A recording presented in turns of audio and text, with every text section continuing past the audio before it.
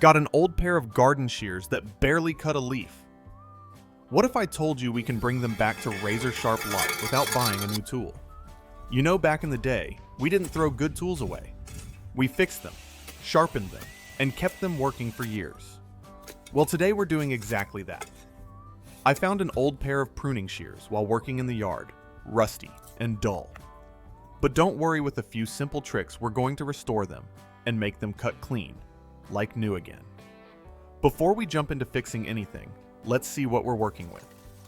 These garden shears have clearly been sitting around for a long time, dirt packed in the hinge's surface rust, and those blades look tired. First thing I do is knock off the loose dirt.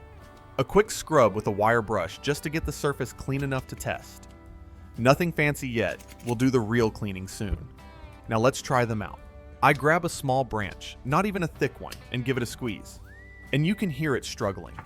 Instead of slicing through, it's mashing the wood fibers. That's a classic sign of a dull edge.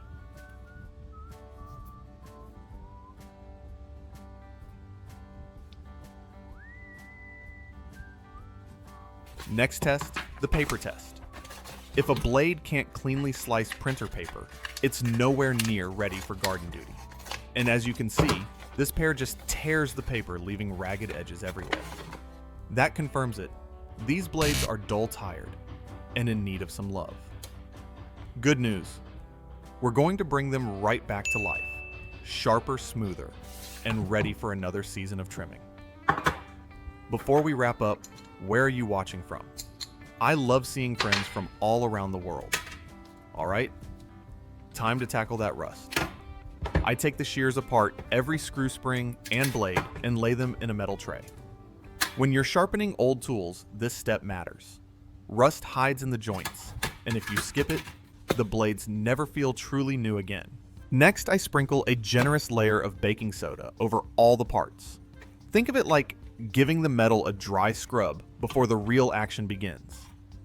Then comes the magic plain white vinegar. I pour it slowly over the baking soda and watch it fizz up. That bubbling reaction is doing the work, lifting rust and eating away the grime that's been stuck for years. To really let it work, I lay a paper towel on top, add a bit more baking soda and vinegar, and leave it to soak for about 15 minutes. No harsh chemicals, no fancy cleaners, just simple ingredients doing their job. While the blades are soaking, I start building a simple sharpening tool. I take a small round piece of wood and wrap 1000 grit sandpaper tightly around it. This grit is fine enough to smooth the metal, but still has bite to remove micro rust and pitting. A few drops of super glue help lock the sandpaper in place, so it won't slip when spinning.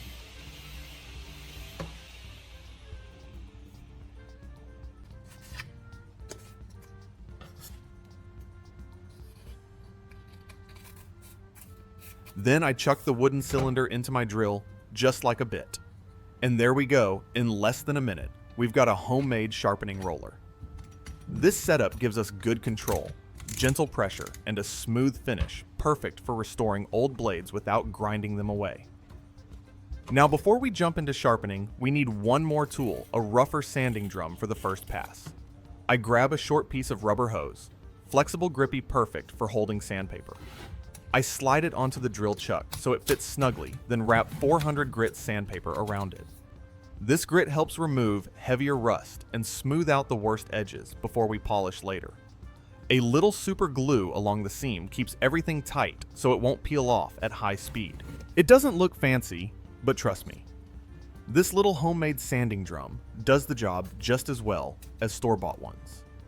With both the coarse 400 grit and fine 1000 grit tools ready, we're set to bring those blades back from the dead. Alright, it's been soaking long enough time to see what we're working with.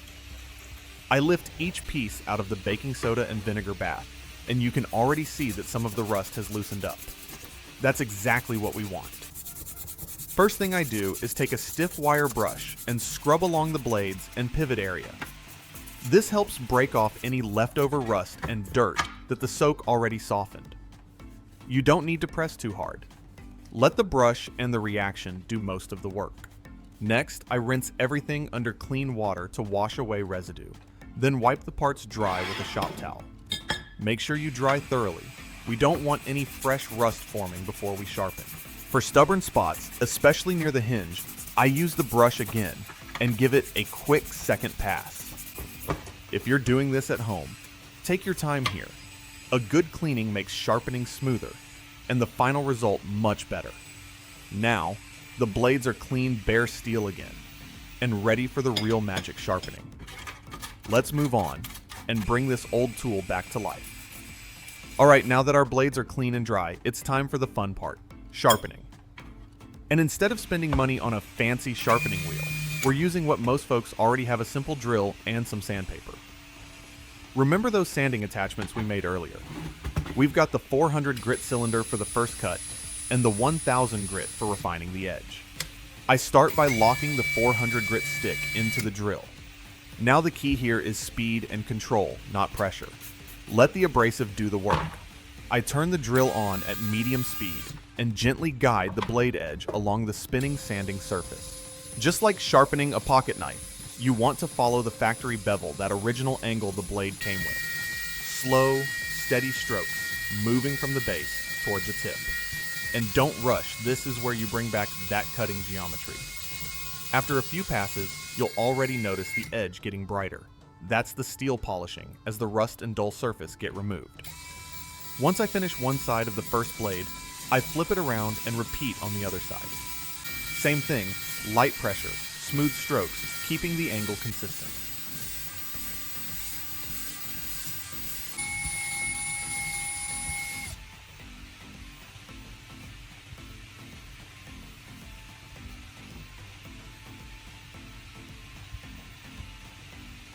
Now, after shaping the edge with 400 grit, we switch to the 1000 grit attachment. This stage is like honing it smooths the edge and makes it bite instead of tearing. Again, steady movement following the edge, nice and controlled. You might see a tiny burr form on the opposite side. That's good. That means the edge is coming back to life.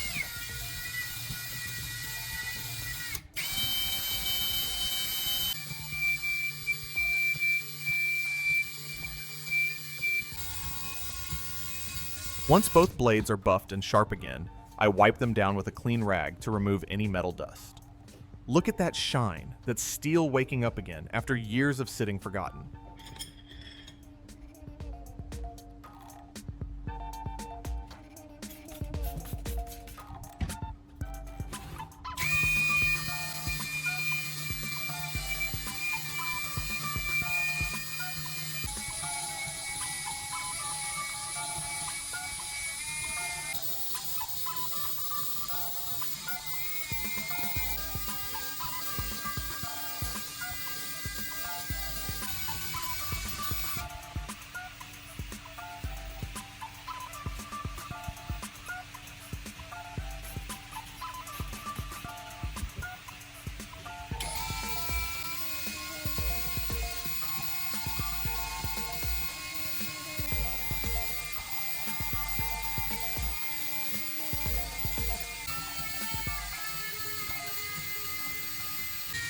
Most people would have tossed this tool out, but with a little patience and some sandpaper, it's already looking like it's got plenty of work left in it. But don't go trimming branches just yet. We've got one more polishing pass and a reassembly step coming up to make it truly slice like new. Now that we've shaped and sharpened the edge, let's bring it to a fine finish. I take my polishing compound stick and rub a little right onto the 1000 grit sanding drum. This turns our setup into a mini polishing wheel, perfect for smoothing and refining the cutting edge. With the drill on low speed, I lightly pass each blade along the compound coated surface. You'll see the edge start to shine like chrome. That's when you know the steel is waking up. This step removes any tiny burrs and gives you that razor clean, bite-ready edge. Just a few passes on each side, and this old pair of shears is already looking and feeling like it just came off the store shelf. To really bring these blades to their best, we finish with ultra-fine 2000 grit sandpaper. I stick a clean sheet right onto a flat wooden board. This gives us a smooth, stable surface, just like a sharpening stone. Now I lay each blade flat and draw it across, gently edge trailing. No pressure, just smooth, steady strokes. This step doesn't remove much metal. Instead, it polishes the edge, removes any last burrs, and brings that edge to a mirror finish. Think of it like the final strop on a barber's razor, slow and patient wins here.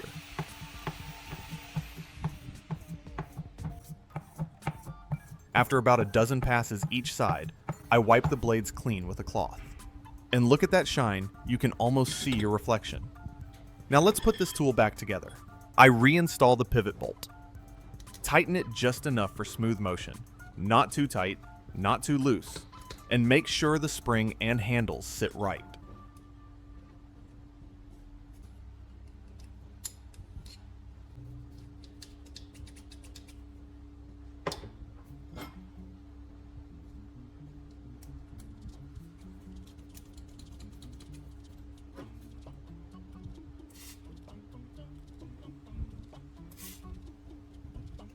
Give it a test squeeze, smooth action, no grinding, and that nice crisp snap at the end.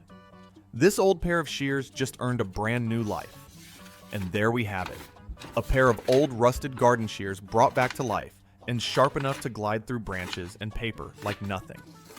No fancy equipment, no expensive sharpening stones, just a little patience, a few simple tools, and the satisfaction of doing it yourself. Projects like this remind us that good tools don't always need to be replaced. Sometimes they just need a second chance and a steady hand. And for folks like us, there's nothing quite like bringing something old back to life and making it useful again. If you enjoyed this restoration and want more practical DIY tips like this, don't forget to like this video. Subscribe and hit the bell so you don't miss the next one. Drop a comment and let me know what tool you'd like to see restored next. I'd love to hear your ideas. See you in the next project. And until then, keep building, keep fixing, and keep creating.